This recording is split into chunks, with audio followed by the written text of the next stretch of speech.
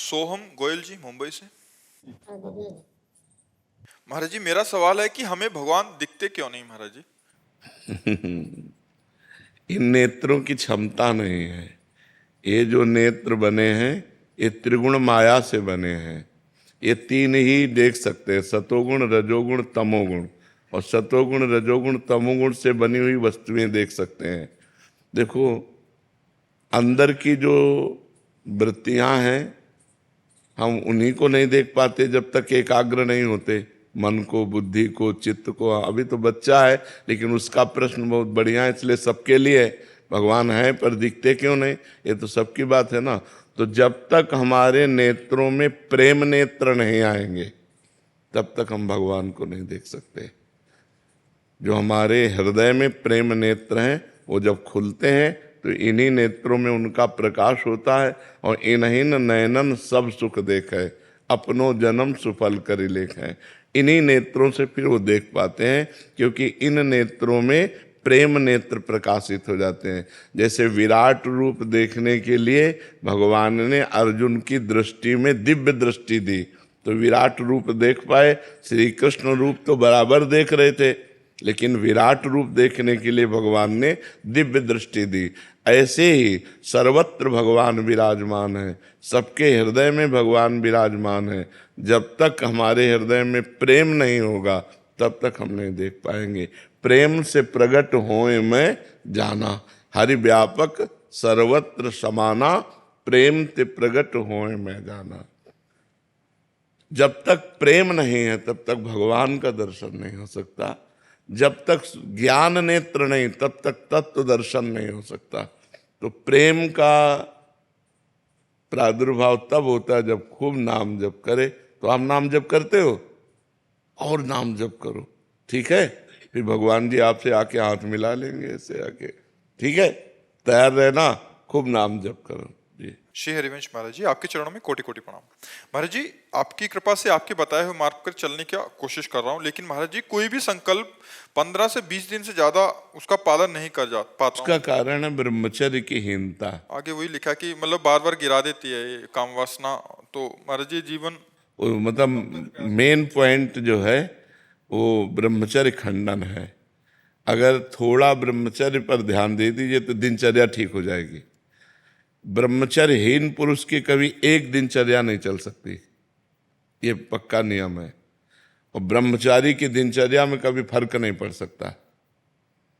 इसलिए कोशिश करो नाम जप करते हुए पवित्र आहार, अल्पाहार लेते हुए, कुसंग का त्याग करते हुए, मोबाइल से या व्यक्ति से कुसंग न होने पावे, शास्त्र विरुद्ध संग न होने पावे, और अपने हाथ से कोई ऐसे आचरण न करे, तो फिर ब्रह्मचर्य का पोषण जरूरी है। परमार्थ में चलने के लिए ब्रह्मचर्य अति आवश्यक है। यदि चाहे वो गृहस्थ ही क्यों ना हो, तो गृहस्थ का मतलब थोड़ी कि रोज व्यभिचार करो, नहीं, एक उसमें भी मर्यादा है। शास्त्र में वर्णन है कि मासिक धर्म के होने के 1 सप्ताह बाद पवित्र होने पर संतानोत्पत्ति के लिए गृहस्थ धर्म में लिखा हुआ है 1 महीने में एक बार संतानोत्पत्ति के लिए मासिक धर्म के 1 सप्ताह बाद बकाया ब्रह्मचर्य रहे। तो गृहस्थ में भी ब्रह्मचर्य की आवश्यकता है। ऐसा थोड़ी कि मनमानी आचरण तो फिर नष्ट हो जाएगा, क्योंकि जीवनी शक्ति है ब्रह्मचर्य। वो जब तक ठीक नहीं रहेगी तब तक ठीक नहीं रहेगा। तो ब्रह्मचर्य पर सुधार करो, क्यों भाई?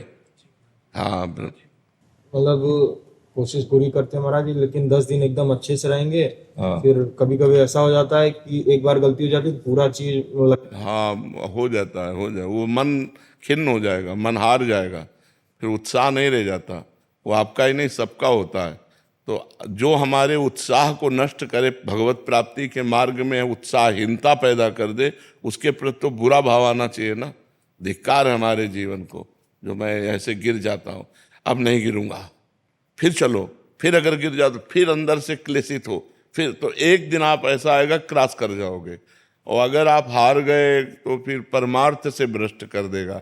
जब हमसे गलती हो जाती है तो सीधा हमारे परमार्थ पे अटैक होता है। जो हमारी साधना चल रही होती है वो शिथिल हो जाती है कि यार अब क्या करें, अब तो फेल हो गए। नहीं, हम फिर कमर कसें, फिर आगे बढ़ें। 1000 बार फेल हो जाए तो 1000 बार हम प्रयास करें। ये मनुष्य जीवन को हम व्यर्थ नहीं जाने देंगे, हम इसे भगवान की प्राप्ति करा के ही रहेंगे। समझ रहे हो ना? हारो मत। जब आपका साधन आगे बढ़ जाएगा तो ये सब प्रपंच छूट जाएगा। अभी साधन ही लड़खड़ा रहा है, बार बार साधन टूट रहा है। 10-5 वर्ष एक रस साधन चल जाए, वही सिद्ध हो जाएगा। तो आप थोड़ी मेहनत करो, थोड़ी हिम्मत करो, थोड़ी लड़ाई लड़ो मन से, तभी आप जीत पाओगे। और नाम जप करते रहो। नाम जप करते हो? हाँ, नाम जप करते रहो और लड़ाई लड़ते रहो। ये लड़ाई है बहुत बड़ी लड़ाई, पूरे विश्व को चौपट किए यही मन, पूरे विश्व को चौपट किए। मनमानी आचरण भोग बस इसी में लगाए हुए। परमार्थ ऐसे चढ़ाई और पतन ऐसे है। तो चाहे जैसे जल को छोड़ो तो नीचे की तरफ सद से चला जाएगा, लेकिन ऊपर की तरफ चढ़ाना है तो यंत्र की जरूरत पड़ेगी। ऐसे ही मन को छोड़ो, भोगों में चला जाएगा, लेकिन ऊपर चढ़ाना है तो नाम और मंत्र की जरूरत पड़ेगी। जितना नाम और मंत्र जप करोगे उतना ही मन ऊर्ध्वगामी होगा, और जितना आप छोड़ दोगे उतना ही अधोगामी हो जाएगा। इसलिए खूब नाम मंत्र जप करो, और शास्त्र के अनुसार जो निषेध है उसका संग मत करो। पराई बहन बेटी का संग मत करो, मोबाइल से गंदी बातें मत देखो, गंदे लोगों का संग मत करो, गंदे विचारों को अंदर जब आए तो उनको काटो नाम जप के द्वारा, कोई गंदी क्रिया ना होने पावे, तब जाकर हम आगे परमार्थ में बढ़ते हैं।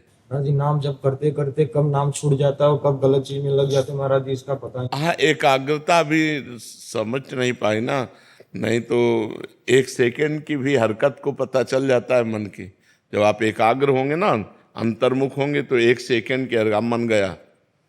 अभी प्रमाद स्थिति है, इसलिए अभी मलिनता है, इसलिए पकड़ नहीं पाते हो, और नाम बढ़ाओ।